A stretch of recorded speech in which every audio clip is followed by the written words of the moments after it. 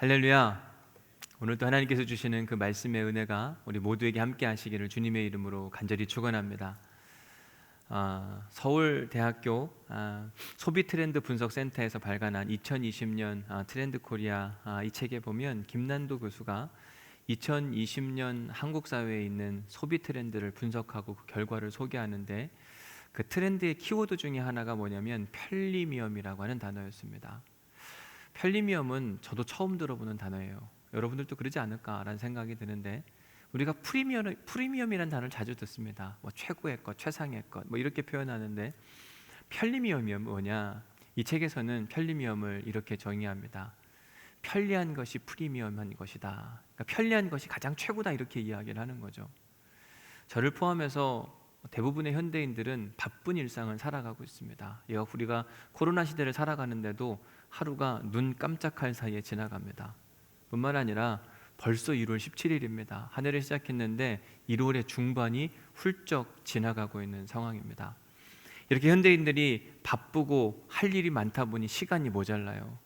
그래서 어떻게 하면 이 우리가 주어진 24시간의 시간을 쪼개고 아껴 써서 효율적으로 사용할 수 있을까? 내가 하고 싶은 일을 하고 싶은데 그러려면 내 시간을 아끼고 쪼개는 거 말고는 없다. 그러면서 편리주의, 편리미엄이란 이야기와 함께 사람들은 일의 효용성을 위해서 이런저런 고민과 도전을 하게 됩니다. 이런 현대인들의 소비 트렌드에 맞게 등장한 하나의 아이템이 있는데, 그게 뭐냐면 오디오북이라고 하는 겁니다. 예전에는 책을 그냥 사서 종이책으로 읽어야 된다라고 하는 게 우리 기본 고정관념이었는데, 어느 순간 디지털 기계가 막 발전하기 시작하면서 전자책이라는 게 나오기 시작했습니다.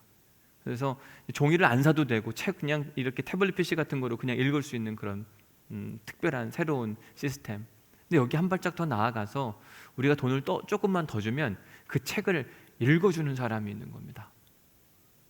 이제 내가 굳이 책을 꺼내가지고 종이를 넘겨가면서 글자를 안 읽어도 누군가가, 목소리 좋은 사람이 이 책을 막 대신 읽어주는 거예요. 그러고 보면 성경도 이제는, 예전엔 무조건 이 종이책으로 막 읽어야 됐어야 되는데 이제 막 누가 읽어주는 드라마 바이블 뭐 이런 것들을 통해서 읽어주는 시스템이 있어요. 너무 좋죠. 편하고 좋습니다. 이걸 편리주의 시스템이다, 이렇게 사람들은 이야기하더라고요. 또 신기한 것 중에 하나가 뭐냐면, 핸드폰 앱 중에 뭐 오늘 광고도 나왔지만 우리 교회 앱도 있지만 핸드폰에 여러 가지 앱 중에 김집사라고 하는 앱이 있는데, 여러분 집사가 뭔지 아잖아요. 옛날에 집에서 도와주던 사람. 이 김집사라고 하는 앱에 소개해 보면 이렇게 되어 있습니다. 모든 심부름은 20분 이내에 2,000원부터. 그래서 그 김집사라고 하는 앱을 통해서 뭘 부탁을 하게 되면 쓰레기도 대신 버려주고요, 뭐 배달시키는 것도 가능하고 우체국도 대신 갔다 오면 갔다 오기도 하고, 돈만 주면 다 하더라고요. 그 인기 있는 콘서트 같은 경우는 예매할 때 줄 서야 되잖아요. 그 줄 대신 서주는 앱도 있어요. 더 신기한 거 뭔지 아세요? 재소자 옥바라지도 대신해 주더라고요. 세상에 별의별 게 다 있구나, 그런 생각이 들었습니다. 돈만 있으면 모든 것이 다 되는 세상. 최근에 주식에 대한 뉴스 기사가 굉장히 많이 나옵니다. 요즘 남녀노소를 물어나고 많은 사람들이 주식시장에 뛰어들고 있다. 왜 그런가? 어떤 젊은 한 사람이 나와서 이런 이야기를 했습니다. 열심히 직장 생활을만 해가지고는 미래가 보장되지 않는다. 그래서 주식을 통해서 좀 돈을 좀 벌어서 내가 하고 싶지 않은 일은 안 하면 좋겠다, 이 얘기를 하는데 마음이 좀 씁쓸하더라고요. 그렇게 씁쓸했던 데는 두 가지의 이유가 있는데요. 첫 번째는 열심히 성실히 일하면 미래가 보이지 않는데요. 여러분, 기독교 신앙에는 노동의 신앙이라는 게 있습니다. 하나님은 우리가 불로소득을 통해 살아가기를 원하는 게 아니라 땀을 흘려서 수고한 대가를 얻어가지고 살아가기를 원하는데, 어느 순간 땀을 흘려서 성실하게 살아서는 이게 삶의 미래가 보장되지 않는다고 하는 건 건강하지 않거든요. 하나님 나라 정신이 아닙니다. 근데 우리가 사는 세상이 그런 세상이구나 라는 것 때문에 마음이 좀 한켠에 씁쓸함이 있었습니다. 또 하나 문제가 뭐였냐면, 하기 싫은 일은 하지 않고 살았으면 좋겠다. 모든 사람의 소망일 겁니다. 내가 하고 싶은 것만 하고 살면 얼마나 좋을까. 저도 그래요. 저도 내가 하고 싶은 것만 하고 살면 얼마나 좋을까. 즉, 편리하게 살고 싶다, 편안하게 살고 싶다, 귀찮은 일은 안 하고 싶다. 틀린 말은 아니지만 과연 인간이 자기가 하고 싶은 일만 하고 살면 행복할까? 즐거울까? 여러분, 사람은요 악합니다. 저는 기본 전제가 성악설이에요. 이건 뭐 기독교 신앙이기도 합니다. 우린 사람들이 막 착하고 예쁘고 괜찮은 것 같지만 절대 그렇지 않습니다. 내가 원하는 바대로 막 다 하고 산다. 그럼 여러분, 세상의 질서가 얼마나 어지러운지 아세요? 횡단보도 아무 데서나 막 걷는 겁니다. 내가 저기 물건 있는데 갖고 싶어요. 그럼 가져오면 되는 거예요. 법과 질서가 없으면 그 세상은 무질서한 세상이 되는데, 세상은 자꾸 편리주의를 자꾸 부추기고 있습니다. 편하게 살아, 쉽게 살아, 너만 잘 되면 되지 뭐 뭘 그렇게 남들까지 신경 쓰며 사냐. 그러나 기독교가 이야기하는 그 십자가 복음은 편리주의와는 그 결을 달리합니다. 절대로 편리주의를 서포트하거나 지지하지 않아요. 그런데 세상에서 편리주의 문화에 익숙해져 있던 성도들이 교회에 오면서까지 편리주의를 추구하는 모습을 보게 됩니다. 예배를 드려도 그냥 쉬운 예배, 편한 예배, 아무것도 안 하는 예배. 요즘 새신자들이 오면서 가장 많이 하는 이야기가 뭐냐면 그냥 예배만 드리고 싶어요. 한편으로는 이해가 되기는 하지만, 그러나 진짜 그게 하나님이 원하시는 예배일까? 하나님이 원하시는 예배 안에 우리가 들어가야 되는데 예배 드린 것에 만족해요. 이게 편리주의적 예배를 드리는 사람의 특징 중에 하나입니다. 근데 오늘 설교 제목이 뭐냐면 편리주의와 싸우라, 편리주의적 예배를 추구하지 말라, 이런 이야기를 하는 겁니다. 사랑하는 성도 여러분, 하나님이 우리에게 주시는 그 예배의 근본적 원칙과 방향성이 레위기에 있습니다. 레위기 말씀을 통해서 과연 내 예배가 편리주의적 예배, 하나님이 기뻐하시지 않는 예배는 아닐까 한번 점검해 보셔야 되거든요. 하나님은 쉬운 예배, 편한 예배가 아니라 오히려 우리에게 피 흘림의 예배, 희생과 헌신이 있는 예배를 원하고 계시거든요. 오늘 본문 4절 말씀을 함께 읽어보도록 하겠습니다. 4절 말씀 시작. 그는 번제물에 머리에 안수할지니 그를 위하여 기쁘게 받으심이 되어 그를 위하여 속죄가 될 것이라. 자, 예배를 드릴 때 첫 번째 해야 되는 게 뭐냐면 희생 제물을 가지고 와서 머리에 안수를 하라는데, 누가 안수하냐가 중요하잖아요. 우린 일반적으로 안수 그러면 교회 리더가 한다고 생각합니다. 교회에서도 안수기도 하면 담임 목사가 한다, 이렇게 우리 여러분들이 일반적으로 이해를 합니다. 그런데 4절 말씀을 다시 한번 보면 그는 번제물에 안수할지니 라고 이야기할 때 여기서 그는 제사장이 희생 제물에 안수하는 게 아닙니다. 이건 예배자 자신이 희생 제물에 안수를 하는 거예요. 번제사는 의무 예배가 아니라 자원하는 예배라고 이미 말씀을 드렸습니다. 어떤 사람이 하나님께 자원해서 예배를 드리고 싶을 때 첫 번째 해야 되는 일은 뭐냐면 희생 제물을 고르는 겁니다. 하나님께 어떤 제물을 드릴까? 소, 양, 염소, 비둘기, 뭐든지 다 좋아요. 다 괜찮다고 말씀하셨습니다. 그런데 하나님이 원하시는 딱 한 가지는 뭐냐면 흠 없는 제사를 하나님 앞에 올려드려라. 흠 없는 수컷을 올려드려야 된다. 왜 흠 없는 수컷이냐는 지난주에 말씀을 드렸는데, 흠 없는 수컷이 하나님의 존재 가치를 인정해 주는 것이라고 말씀을 드렸어요. 요걸 드리면 하나님 가장 기뻐하시겠다. 그만한 것을 딱 가지고 이제 회막문 앞에까지 왔습니다.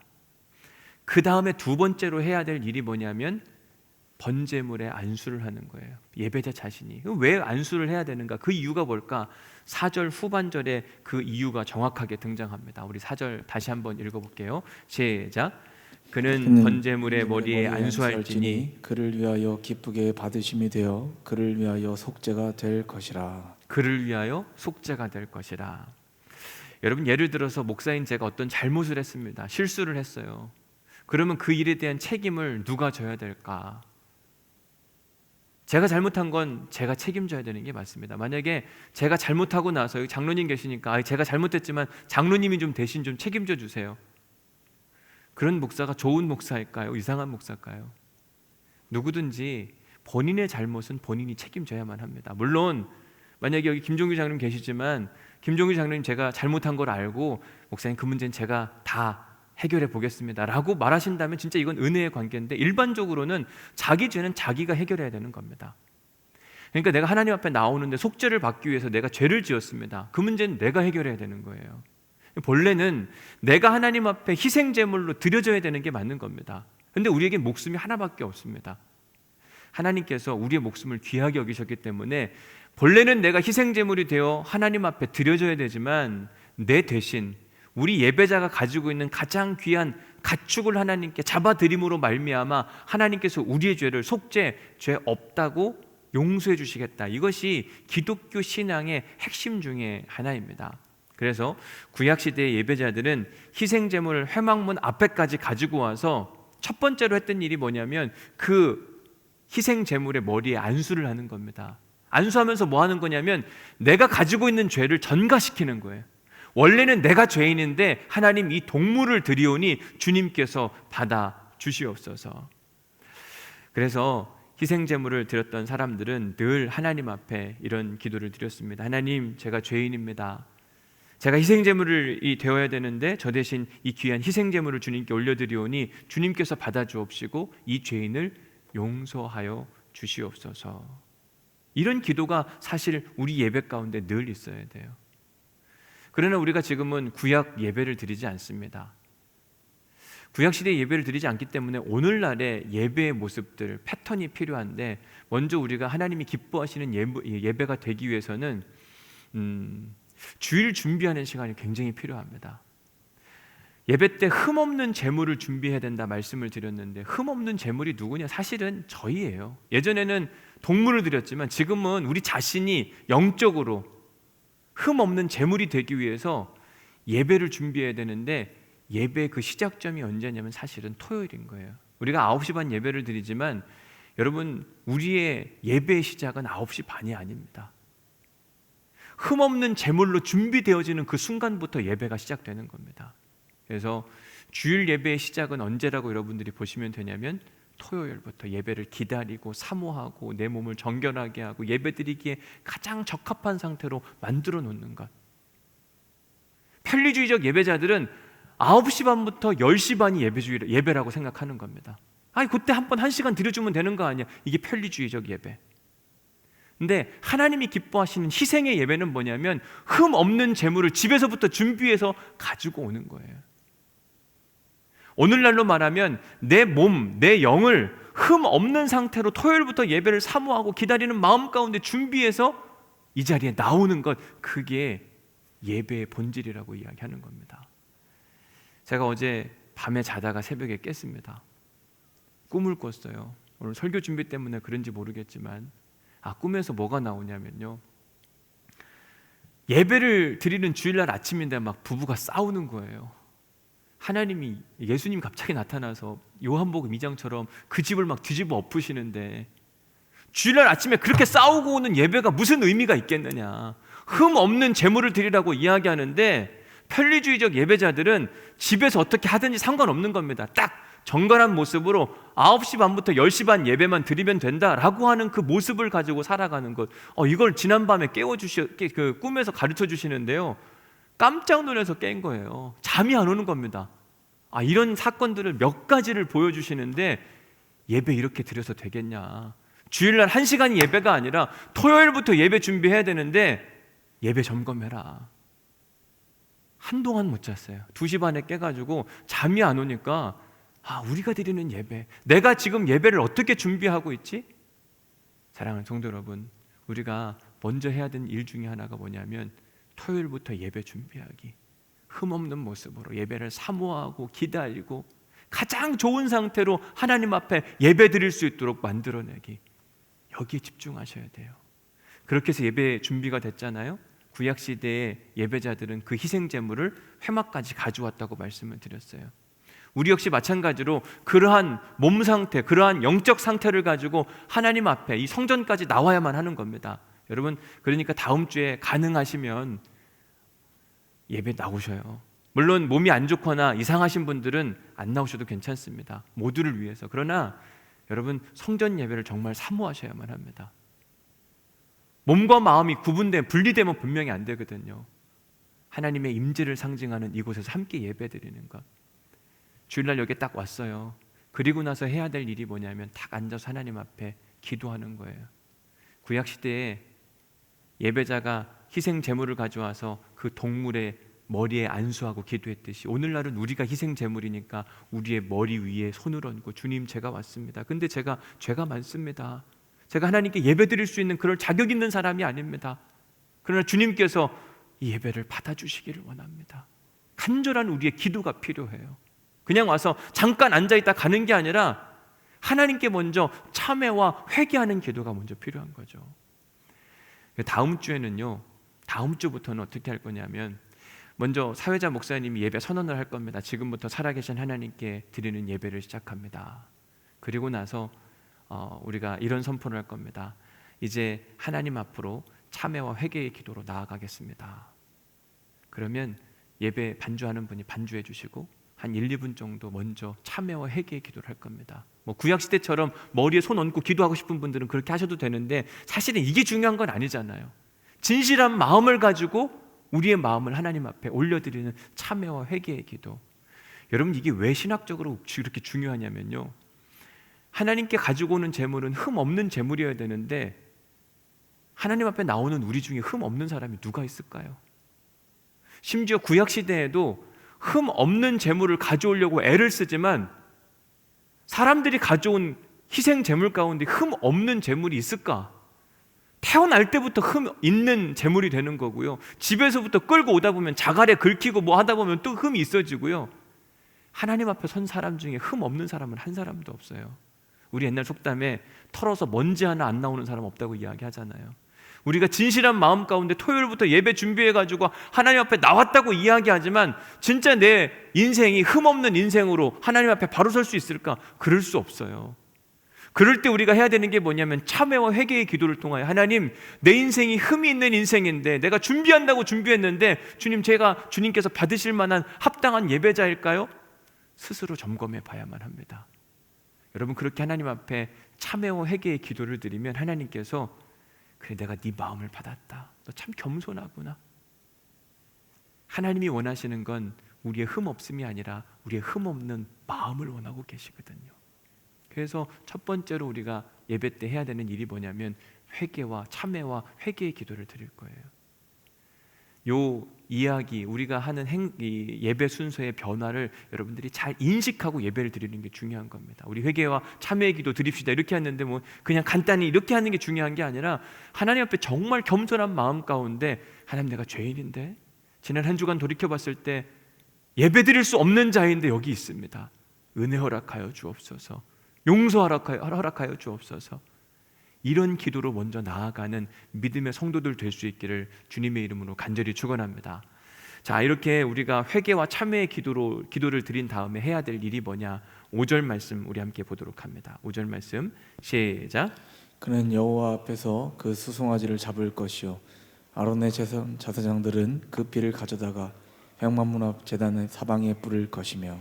그는 여호와 앞에서 그 수송아지를 잡을 것이요라고 이야기하는데 이때 수송아지를 잡는 자도 누구냐면 사실은 예배자 자신입니다. 우린 가끔 착각할 때가 있습니다. 오해할 때가 있어요. 예배 드릴 때 예배에서 누가 제일 중요하냐?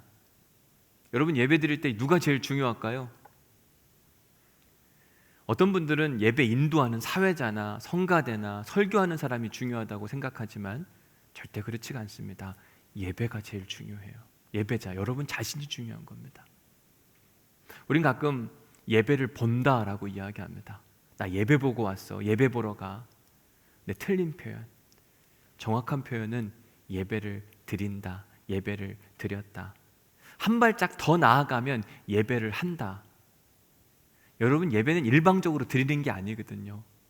예배는 우리가 하는 게, 한다라는 의미가 뭐냐면 내가 하나님께 하는 행위가 있고 하나님이 우리에게 주시는 일이 있어서 예배는 쌍방의 커뮤니케이션이 있는 거거든요. 근데 가끔 우리는 예배를 본다는 표현에 너무 익숙해 있어요. 나 예배 봐. 실제로 여러분 교회에 오면 예배 보지 않으세요? 예배는 보는 게 아니라 드려야만 한다. 실제 구약시대 예배 때도 보면 제사장이 하는 일은 아주 간단했어요. 하는 일이 별로 없습니다. 예배 드리는 사람이 막 다 준비해 놓잖아요. 그거 번제단에 갖다 올려놓는 거예요. 갖다 피 몇 번 뿌리면 그게 제사장이 한 전부였어요. 나머지는 다 누가 하냐? 예배자 자신이 하는 겁니다. 여러분 희생 제물을 고르기 위해서 가축 고르는 거 누가 합니까?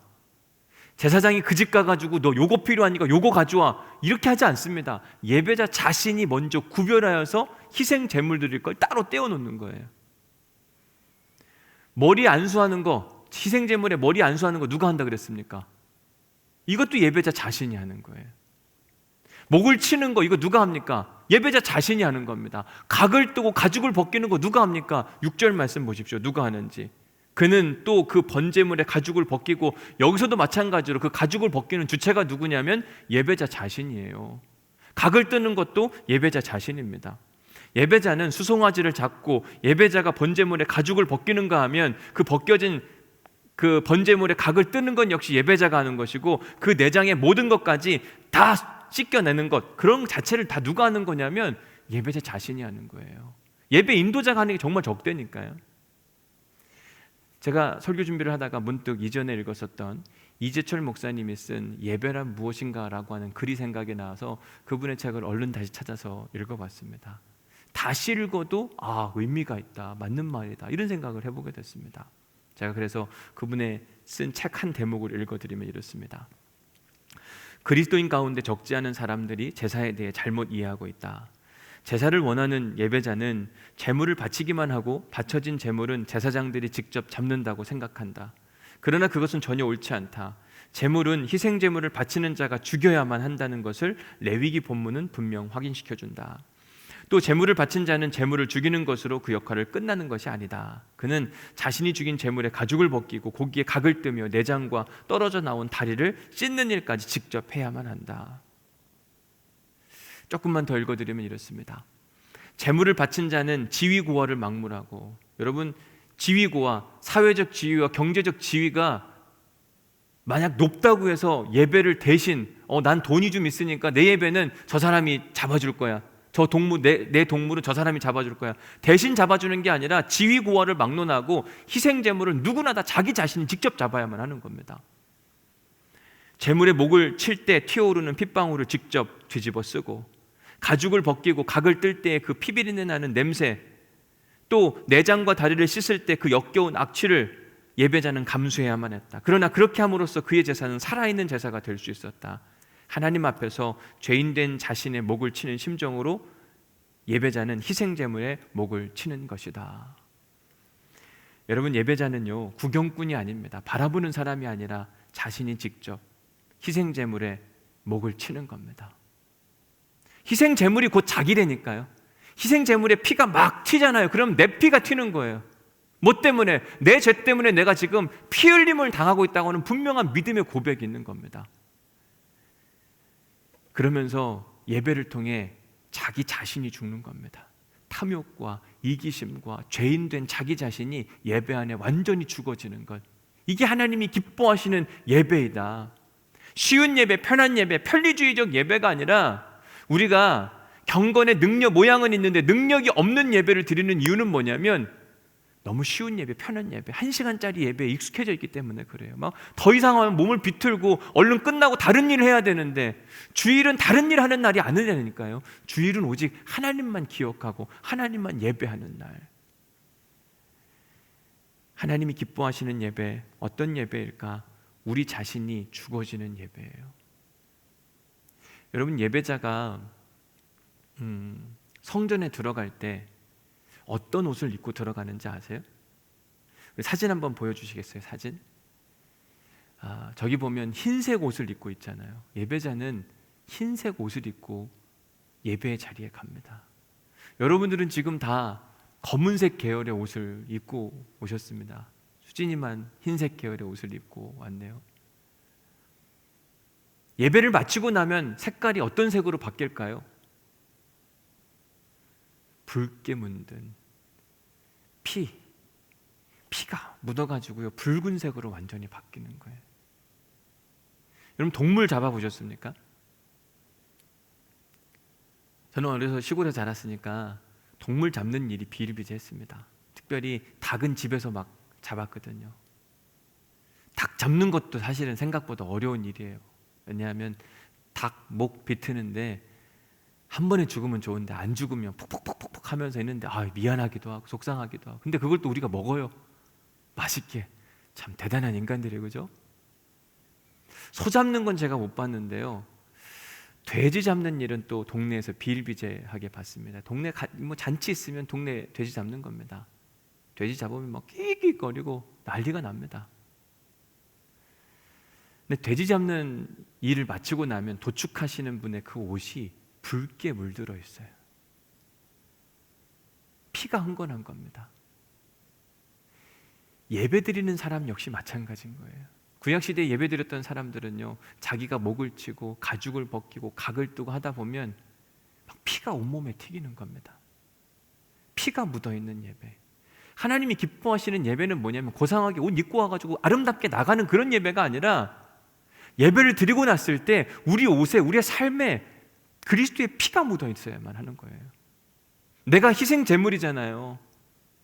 말씀을 통해서 내 잘못된 삶의 습관들이 막 쳐지는 겁니다. 벗겨지는 거예요. 아프고 힘들고 어려우니까 내 삶의 그 모든 것들이 막 흔적이 남아서 예배를 마치고 났는데 막 깊은 여운 가운데, 기쁨과 감사함 가운데, 어느 때는 막 피로 얼룩진 그 모습 가운데 하나님 앞에 나아가는 것, 그런 예배를 하나님께서 향기로운 제사로 받겠다고 말씀하세요.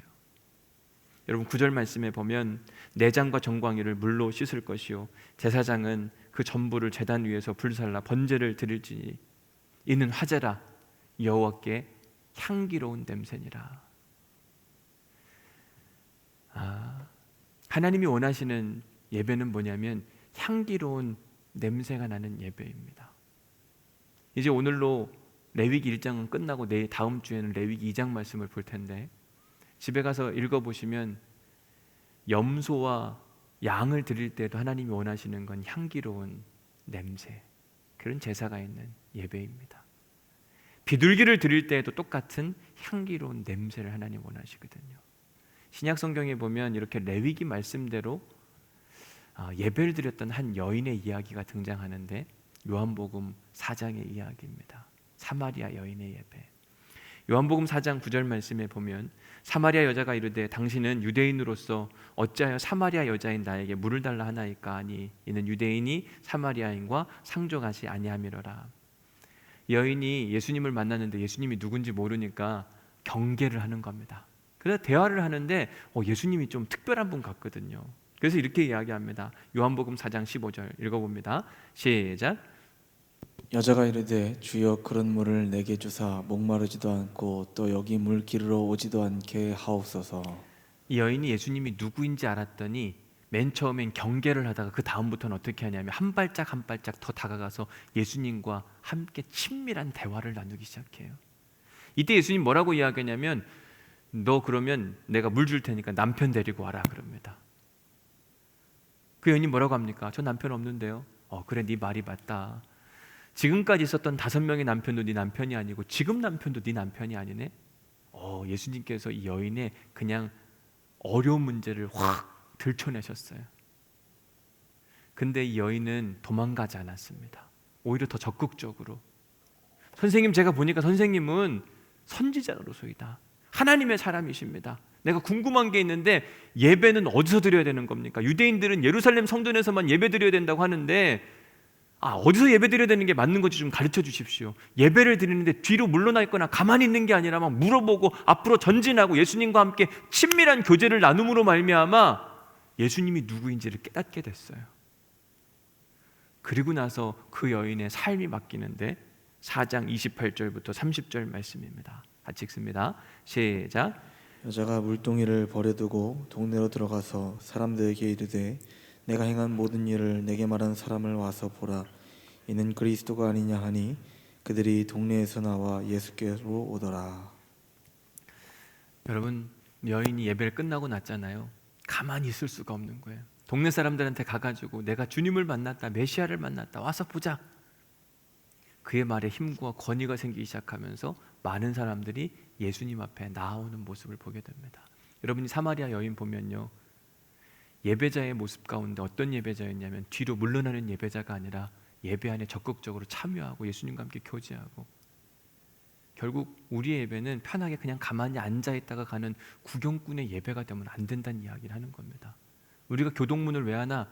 예배 안에 하나님의 이름을 높여드리기 위해서. 여러분 전심을 다해서 교동문 하셔야 돼요. 그냥 앞에 있는 거 읽어야 되겠네. 그러지 마시고 오늘 오시면요, 교회 예배 오시면 오늘 교동문 어딘가, 시편 기자가 왜 이런 찬양을 하나님께 올려드렸을까, 그 마음으로 먼저 읽어보시고, 그리고 마음을 다해서 하나님께 올려드릴 때 그게 진짜 예배에 참여하는 거예요.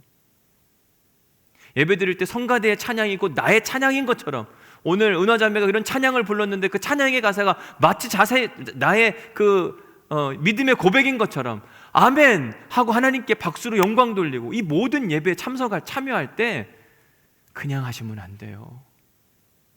내 마음과 뜻과 정성이 들어가도록.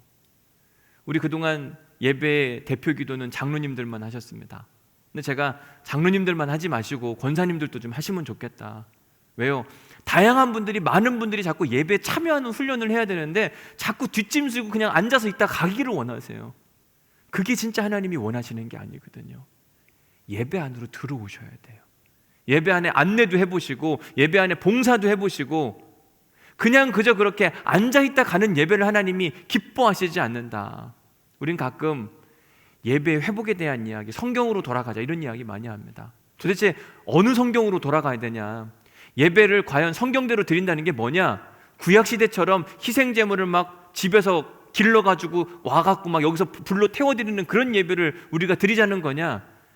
하나님이 원하시는 건 예배의 본질을 회복하자고 하는 건데, 예배의 본질은 최소한 편리주의적 예배는 없어요. 쉬운 예배, 간단한 예배, 구경꾼인 예배, 그냥 다 준비되어 있는 건 내가 보다 가는 예배, 이걸 하나님이 원하시는 게 아니라니까요. 그럼 하나님이 원하시는 예배는 뭐냐? 보는 예배가 아니라 드리는 예배예요. 내 시간을 드리고, 내 물질을 드리고, 내 에너지를 드리고, 내 삶을 드리고, 내 정신을 드리고, 모든 것을 다 불태워 드리는 예배. 번제는 뭐냐면 히브리어로 올라예요. 올라. 내 모든 것을 다 불태워 드림으로 하나님께 올려드려서 향기로운 제물이 된다, 제사가 된다. 이게 바로 올라, 번제의 의미거든요. 영어로는 번제를 burning all이라고 표현합니다. 모든 걸 불태우는 것. 여러분, 예배를 통해서 우리 모든 것이 다 불태워져야만 합니다. 신기한 건 뭔지 아세요? 예배를 통해 우리의 모든 것이 다 불태워졌는데 거기에 하나님의 기름이 부어져서 일주일 동안 살 힘이 예배를 통해 부어진다는 사실입니다. 그러고 나면 예배를 사모하게 되는 거예요. 내가 다 불태웠더니 거기 하나님께서 기름을 부어주시네, 새로운 힘을 부어주시네. 이게 예배의 선순환이거든요. 근데 마지못해 와가지고 막 1시간 그게 꾸역꾸역 예배 드리고 그냥 억지로 가고, 그럼 다음번에 예배가 기다려지겠냐고요. 또 가야 되네. 하나님 원하시는 예배는 그런 게 아니에요. 멈춰서서 여유 있게 예배 드리고 다른 거 신경 쓰지 않고 오로지 하나님께 집중할 수 있는 그 시간. 예배하면서 우리 모든 것이 다 불태워지면서 예배를 드리는데요, 말씀을 통해 내 목이 쳐지는 거예요.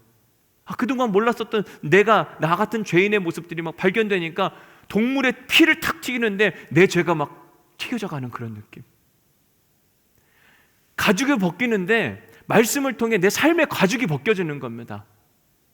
내장을 씻어내는데 내 안에 있는 깊은 것까지 막 다 씻어내는 그런 훈련을 하는 거예요.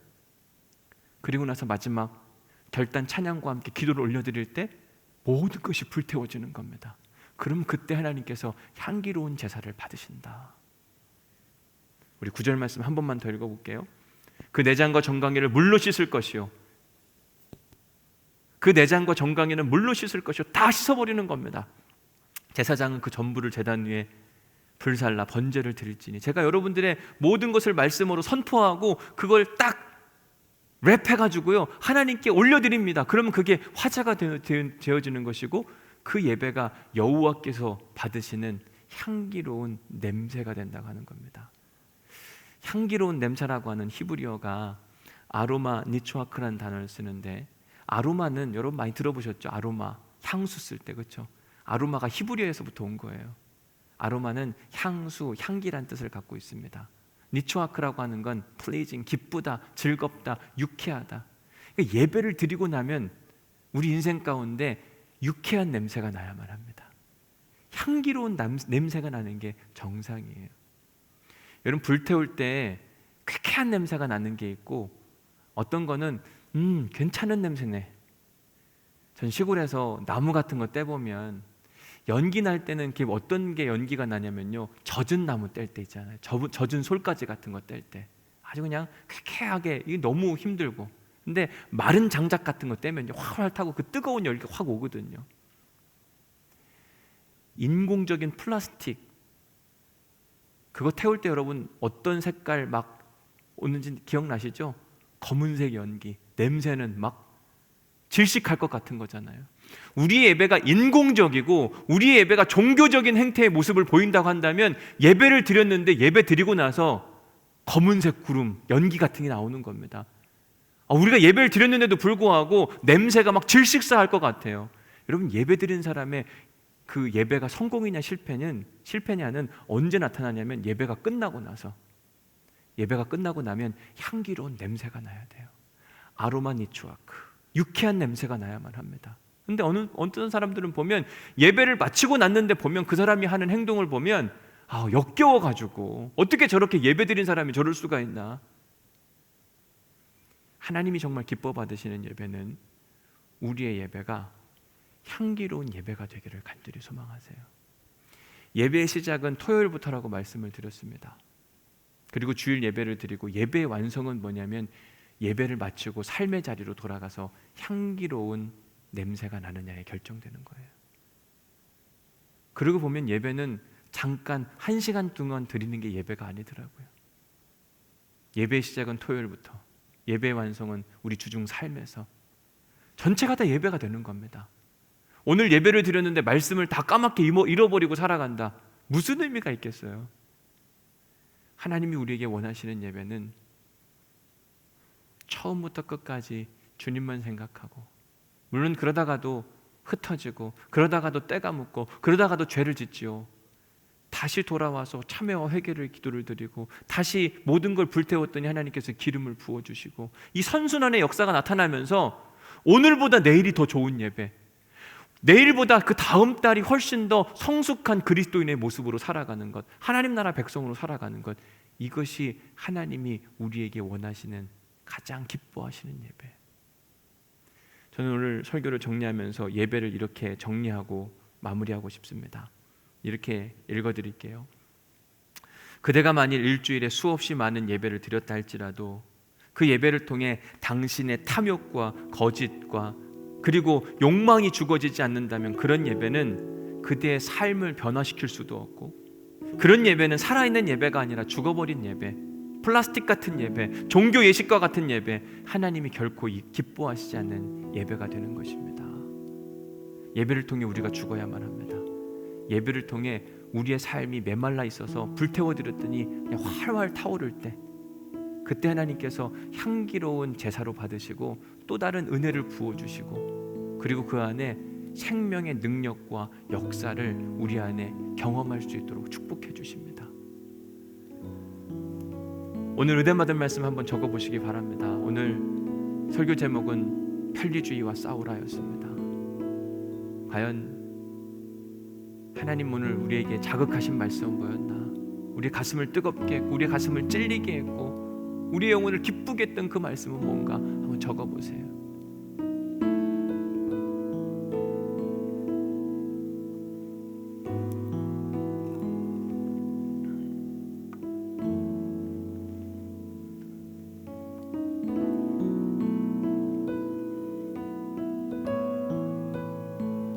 두 번째 묵상 질문은, 당신의 예배는 보는 예배입니까? 드리는 예배입니까?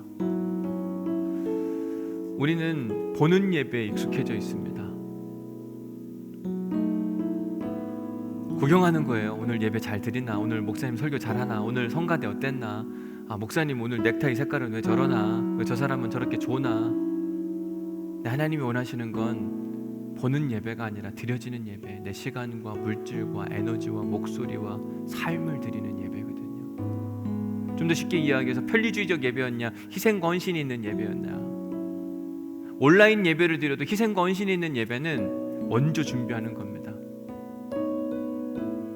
15분, 20분 먼저 준비하며 기도로 나아가는 것. 편리주의 예배는 9시 반 딱 되면 딱 켰다가 딱 끄고 그냥 끝나는 거. 나 예배 드렸다. 구약시대 예배를 생각해 보셔야 돼요.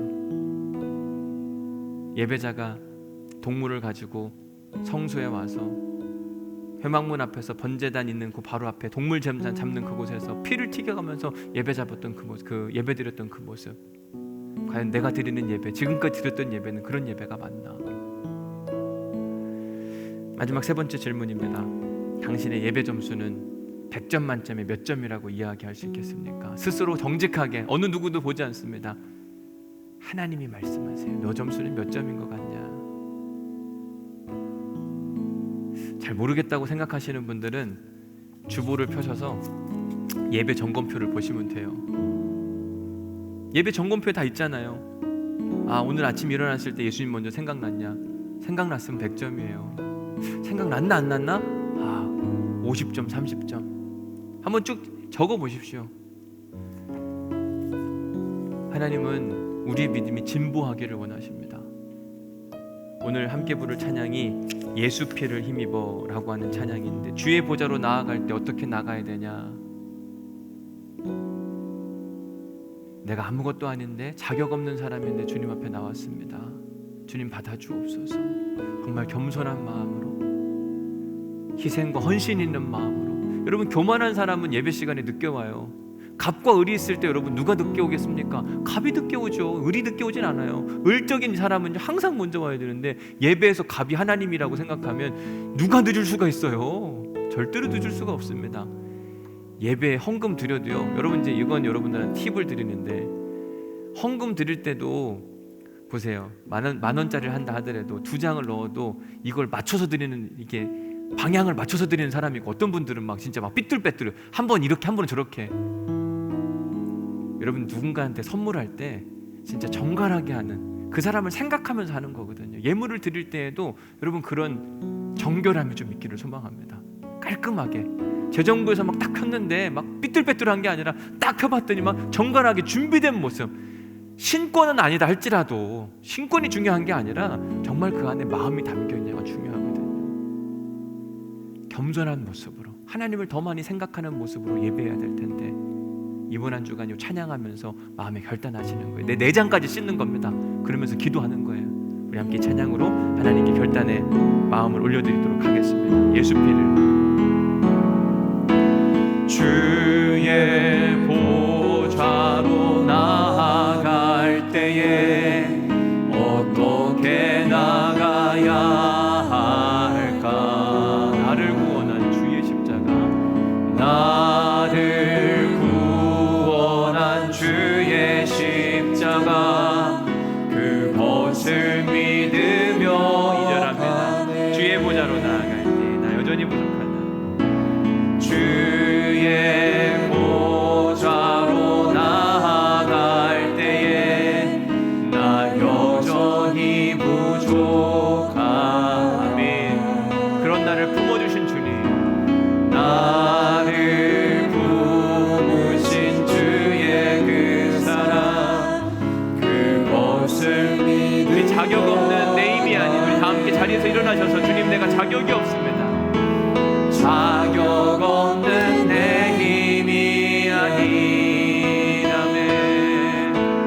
오직 예수님의 보혈로, 자격 없는 내 힘이 아닌, 자격 없는 내 힘이 아닌,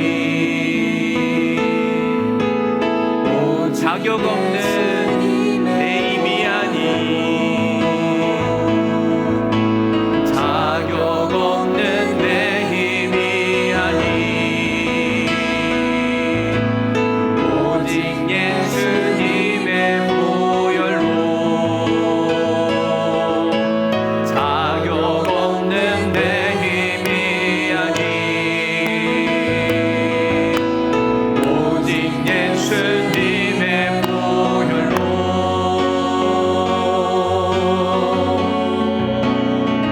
십자가의 사랑, 완전하신 사랑, 힘입어 나갑니다. 십자가의 보혈, 십자가의 보혈, 완전하신 사랑, 힘입어 십자가의 보혈.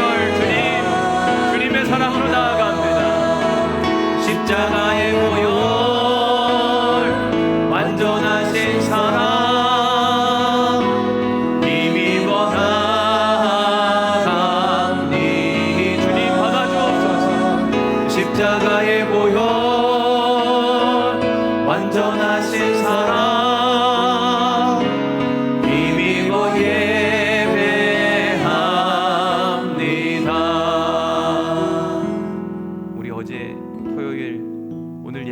사모하면서 정말 기대하는 마음으로 준비했는가? 흠없는 제물이 되기 위해 애를 썼는가?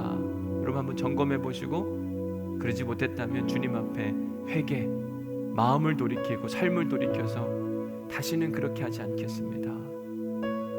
오늘 예배를 드리는데 참여의 기도가 과연 정말 있었는가? 오늘 말씀을 통해 내 삶의 가죽이 벗겨지는 그 은혜가 있었는가?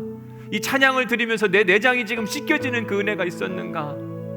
점검해 보시고 하나님 앞에 하나님 일주일 동안 향기로운 유쾌한 냄새나는 인생을 살겠습니다. 이런 믿음의 결단과 함께 주님의 이름을 한번 부르짖고 우리 함께 통성을 함께 기도하도록 하겠습니다. 기도하십니다. 주여